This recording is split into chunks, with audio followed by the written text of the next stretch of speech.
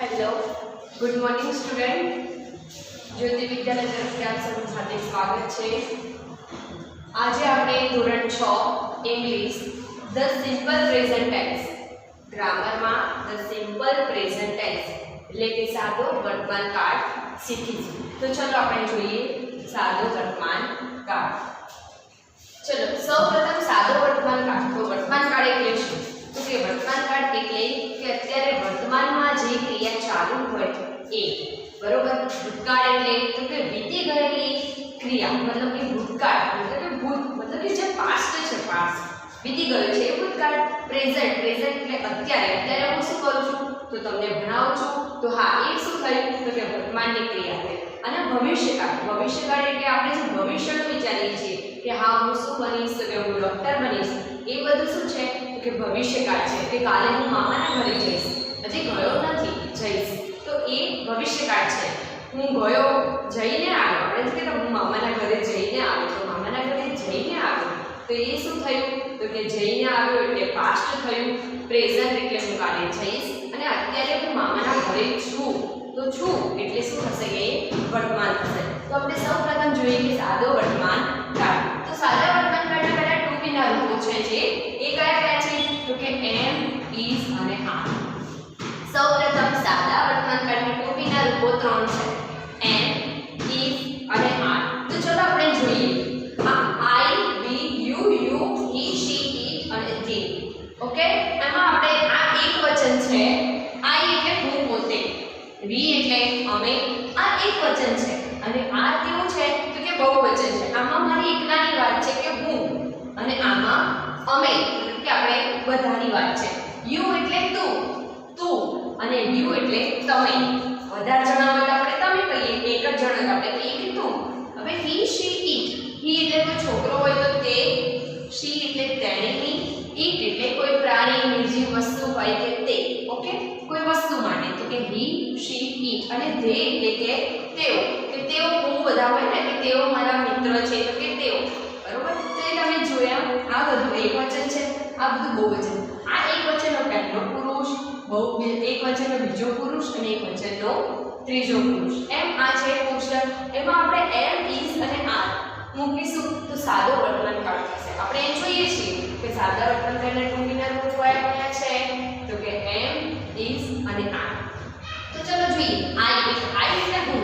તો આઈ જોડે શું આવશે વિદ્યાર્થી મિત્રો તો કે એમ આવશે, ઓકે। હંમેશા યાદ રાખજો આઈ જોડે શું આવે એમ, એટલે આપણે બોલીએ છીએ કે I M a teacher, I M a police, આ આઈ એમ મતલબ કે હું ટીચર છું એવું થશે।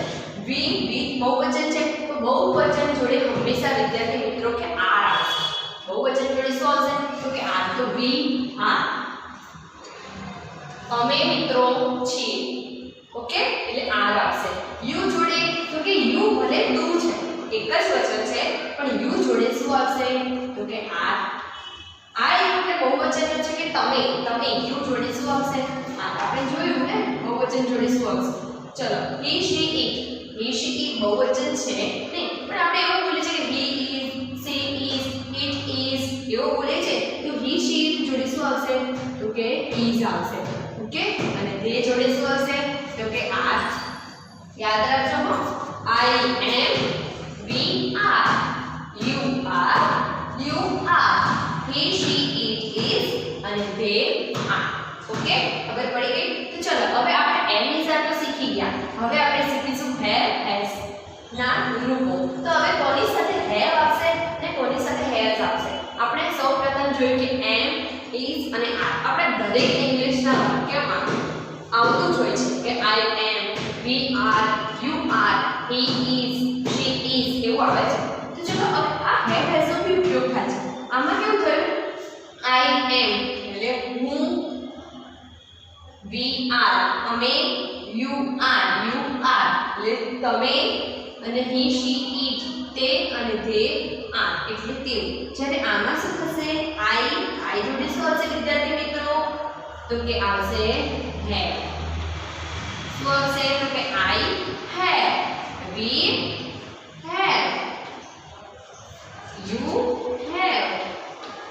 You have, he, she, it એક વચન છે છે, મતલબ કે he she it has આવશે. હું તમને સમજાવું કે એની સાથે has કઈ રીતે આવે, અને they જોડે આવશે have. ઓકે, have નું શું થશે? has થશે. I જોડે શું આવશે? તો કે have આવશે. we જોડે શું આવશે? તો કે have. you have he she it has and they have. આ તમારે હંમેશા માટે યાદ રાખવાનું છે કે I am, we are, you are, he she it is અને they are. અને have has માં તો I જોડે શું આવશે? તો have. we જોડે શું આવશે? તો કે have. you જોડે શું આવશે? have. you જોડે have. જ્યારે ફક્ત અને ફક્ત he she it હોય ત્યારે જ આપણે has નો ઉપયોગ કરીશું અને they જોડે શું આવશે?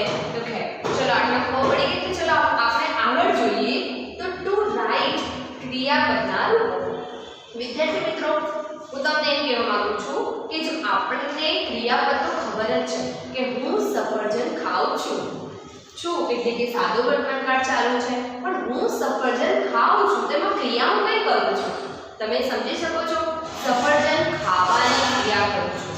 ખાવાની એટલે ખાવાની મતલબ કે eat. ઓકે, લખવાની હું પત્ર લખું છું તો ક્રિયા કઈ થઈ? તો કે લખવાની. હું ચાલું છું તો ક્રિયા કઈ થઈ? તો કે ચાલવાની. હું બોલું છું તો ક્રિયા કઈ થઈ? તો કે બોલવાની. બરોબર, તમે સમજી શકો છો? અહીંયા એવા ક્રિયાપદ છે તો મેં લખ્યું છે કે રાઈટ. તમે સમજો.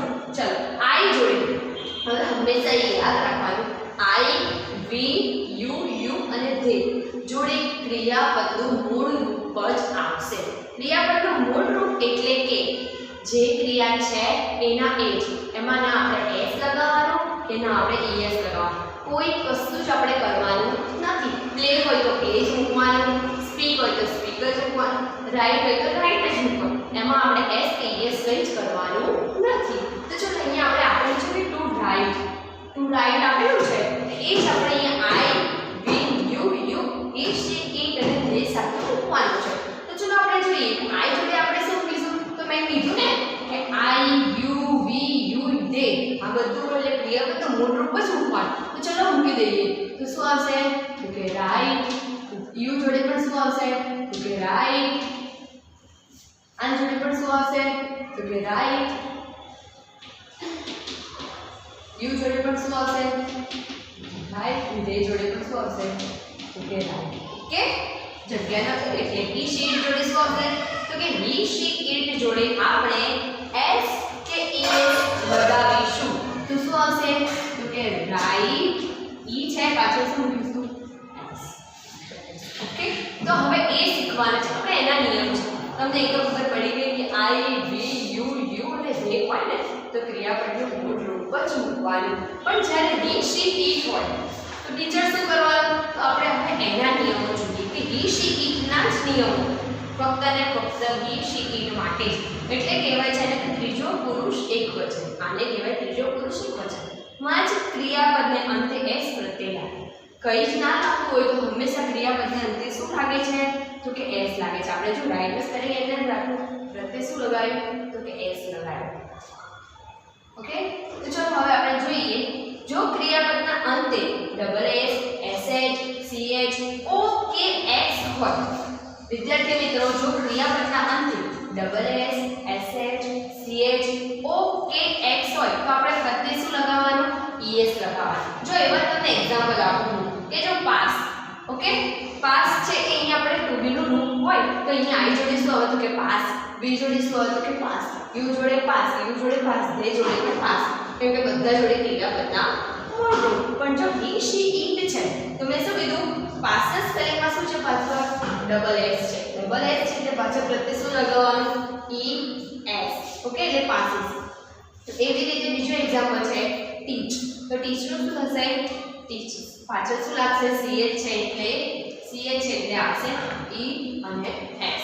ઓકે, ચલો હવે આપણે એવો ત્રીજો નિયમ જોઈએ. આપણે શીખ્યા કે પહેલા પ્રત્યય s લગાવીશું. જો પછી આવું હોય કે s, sh, ch, o કે x હોય તો પાછળ es મૂકીશું. હવે એવો ત્રીજો નિયમ, જો ક્રિયાપદને અંતે વ્યંજન પ્લસ y એટલે જો વિદ્યાર્થી મિત્રો વ્યંજન પ્લસ y એટલે આ y તો છે છેલ્લે, બરોબર? એની આગળ શું છે?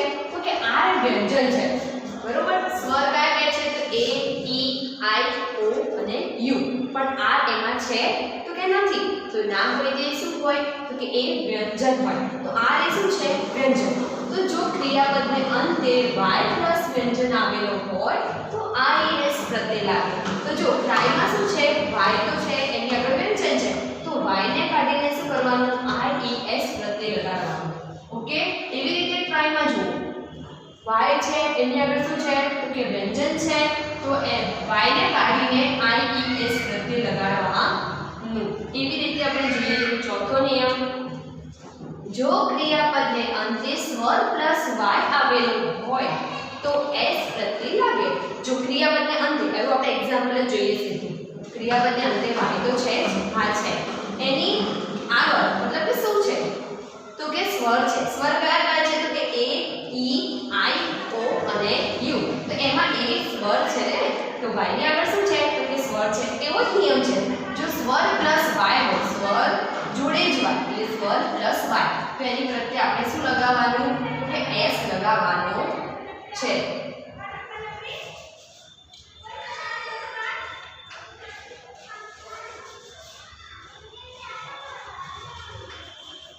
ઓકે, તો ચલો એવી રીતે અહીંયા પણ જોઈએ અને અહીંયા પણ જોઈએ. y ની આગળ શું છે? સ્વર છે, તો s પ્રત્યય લાગશે. y ની આગળ શું છે? સ્વર છે, તો s પ્રત્યય લાગશે. ઓકે, ચલો એવી રીતે તમે સમજ્યા. તો હવે આપણે એમાં ખાલી જગ્યા પૂરીશું. તો ચલો હવે તમને આટલું સમજાય તેમાંથી ખાલી જગ્યા તો આવડશે.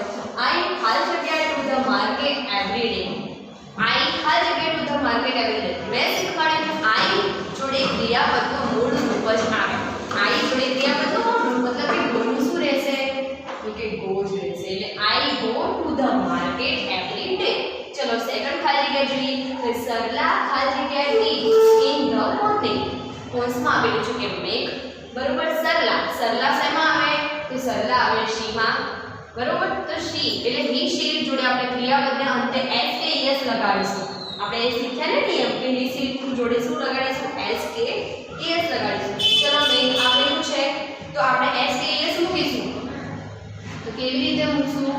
પાછળ શું લગાડીશું? તો કે s લગાડીશું, કેમ કે એની પાછળ double s, ss, ch, o કે x નથી, એટલે આપણે es નહીં મૂકીએ, ફક્ત અને ફક્ત s મૂકીશું.